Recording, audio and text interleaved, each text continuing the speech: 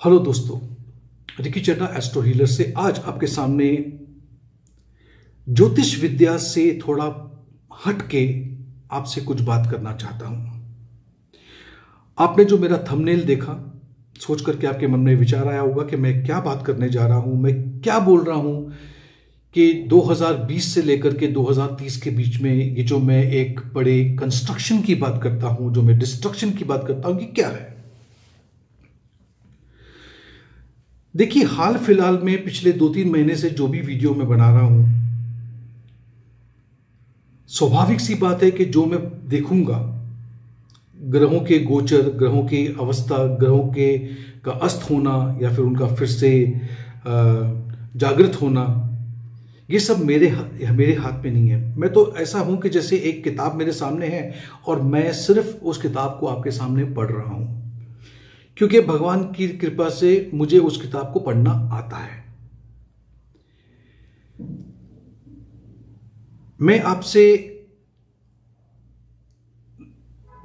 बताना चाहता हूं कि दो तरह की चीजें होती है। एक होती है धार्मिक, जिसमें हम मंदिर जाते हैं, पूजा करते हैं, पाठ करते हैं, होम करते हैं, हम उपवास करते हैं, ये हो गया धार्मिक। एक है आध्यात्मिक, जिसको हम स्पिरिचुअलिज्म कहते हैं। ये धार्मिक चीजों से बहुत ज्यादा डिफरेंट है।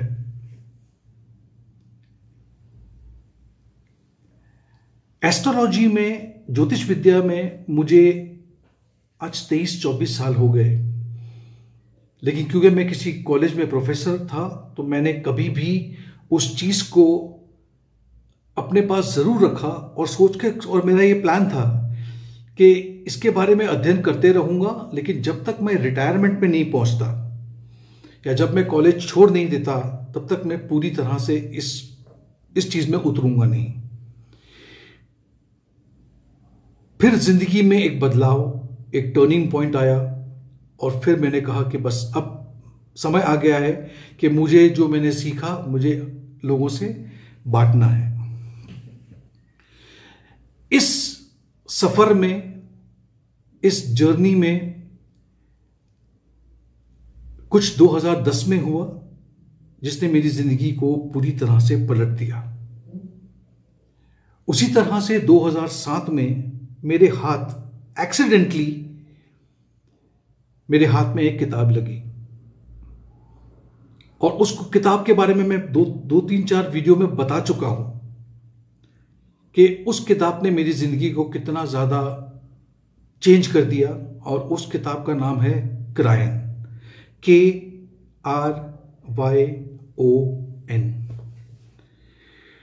आप गूगल सर्च भी कर सकते हैं, लेकिन शर्त यह है कि आपको आध्यात्मिक प्रकृति का एक व्यक्ति होना चाहिए, धार्मिक नहीं।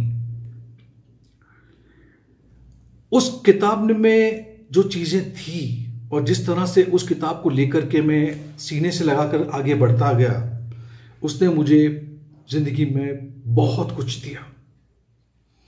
उसके अलावा कुछ बहुत नामचीन ज्योतिष गुरु हैं जिनका मैं हार्दिक दिल से शुक्रिया अदा करना चाहता हूं, जिन्होंने मेरे को रास्ता दिखाया।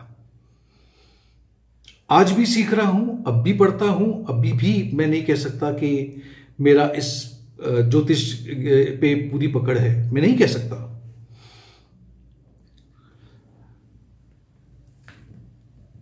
देखिए, ये जो आपने वीडियो का थंबनेल देखा, इसमें मैंने एक बिल्डिंग का फोटो डाली है, एक कंस्ट्रक्शन हो रही है बिल्डिंग, और फिर मैंने वहां पे लिखा कि 2020 और 2030 के बीच में एक बदलाव, एक नया निर्माण होने जा रहा है।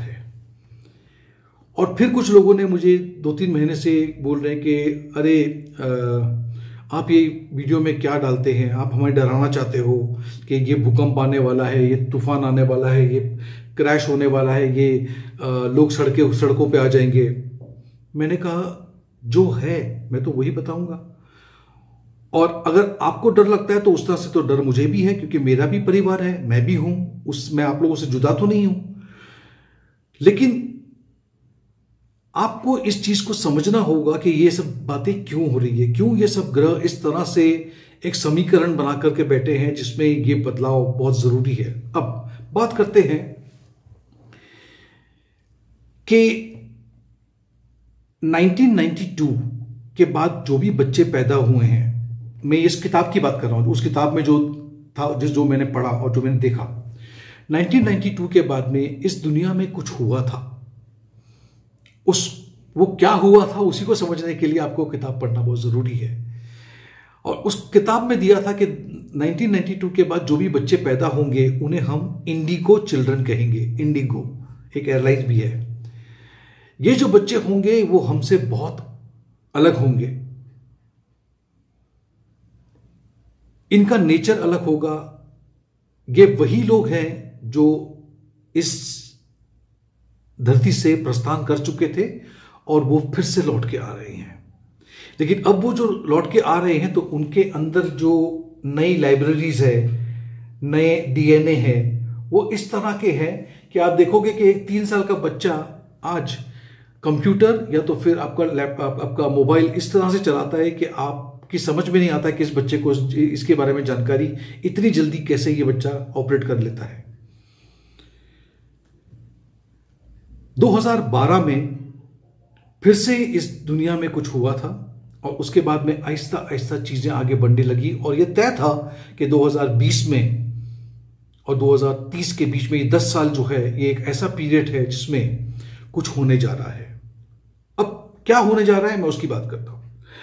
थोड़ी देर के लिए मान लेते हैं कि आपकी इच्छा है, आप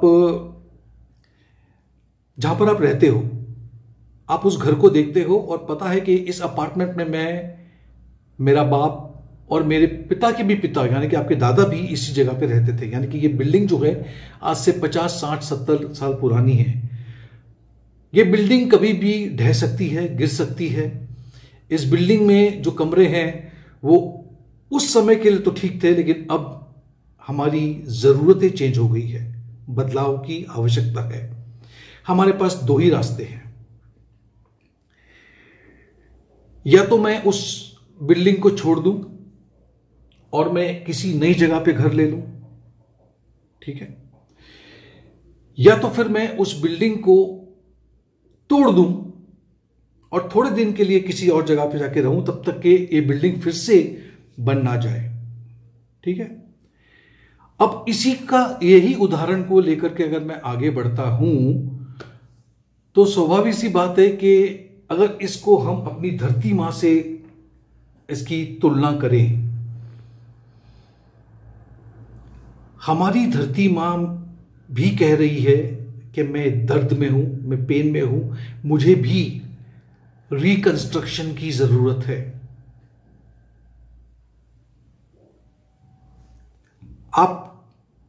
चाहे आप एक खाली मैदान में एक प्लॉट ले लो या तो आप अपनी बिल्डिंग को गिरा दो, आप कुछ भी करो, लेकिन उसमें आपको एक बात जरूर करनी पड़ेगी कि आपको वहां पर अगर खाली मैदान है तो उस मैदान को कम से कम 20-25 फुट तक खोदना पड़ेगा, क्योंकि उसमें फाउंडेशन डालनी है। आप सीधा जमीन पे बिल्डिंग खड़ी नहीं कर सकते हो, खड़ी कर भी दोगे तो वो गिर जाएगी। उसी तरह से वो जो 50 साल पुरानी जो बिल्डिंग है उसको जब तक आप पूरी तरह से नीचे नहीं लेके आते हो तब तक आप एक नई बिल्डिंग खड़ी नहीं कर सकते हो।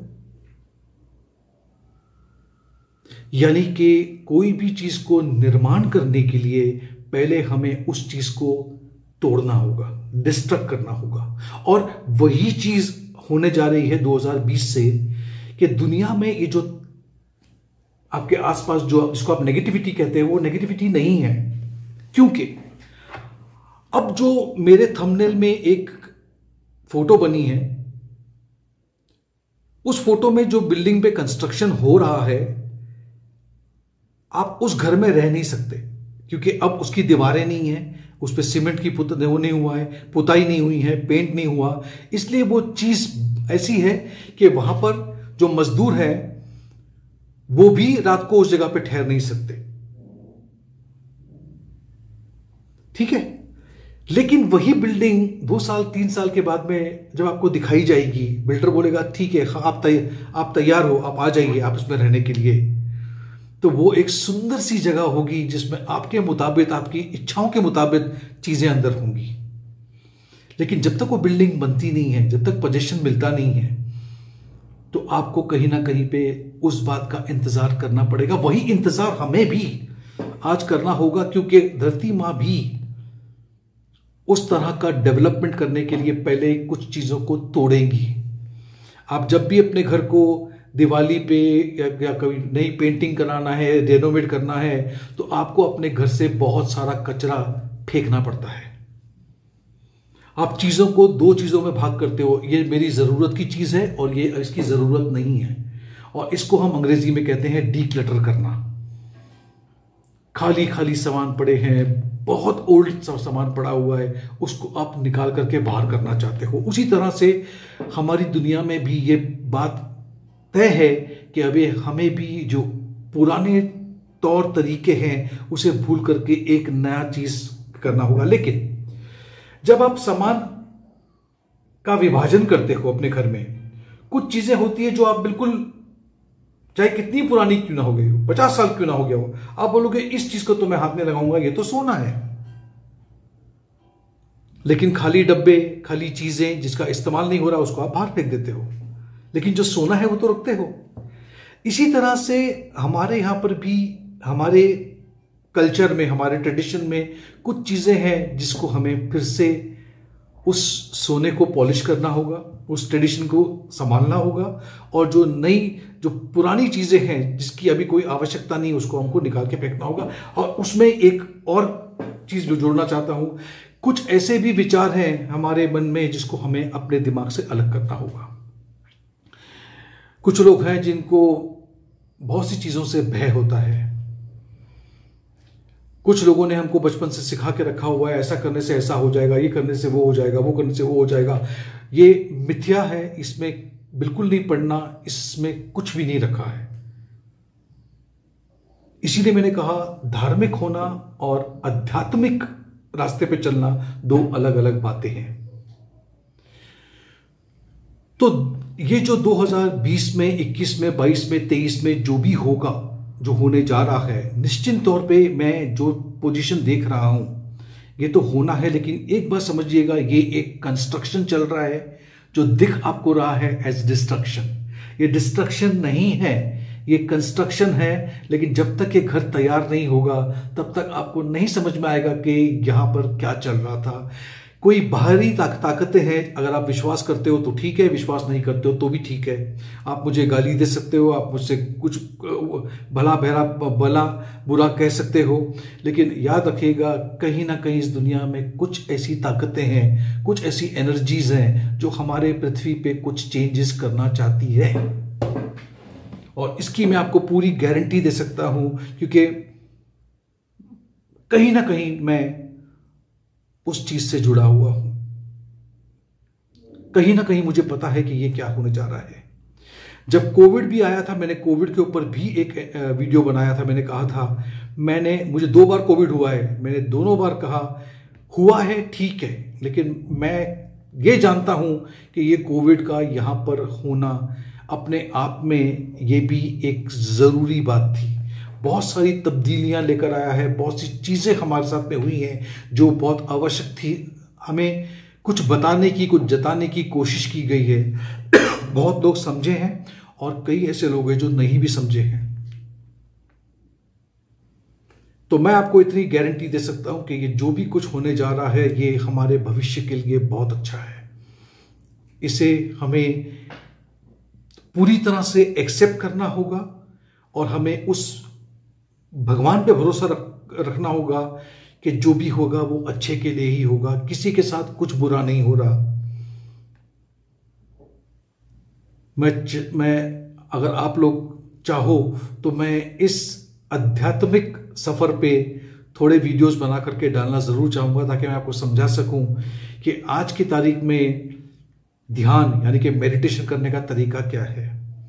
आपको अगर दूसरी दुनिया से बात करना है तो उसका तरीका क्या है, आपके गाइड्स कौन है, आपके एंजल्स कौन है, क्यों आपके मोबाइल पे जब आप देखते हो तो 111 222 ये नंबर क्यों लिख कर घड़ी घड़ी आ रहे हैं, क्या ये कोई मैसेज आपको मिल रहा है, क्या जिंदगी आपको कुछ समझाना चाह रही है, कोई एक मैसेज है जो आपको मिल रहा है, क्या वो मैसेज को आप डिकोड कर पा रहे हो या आप इसको डिकोड नहीं कर पा रहे हो।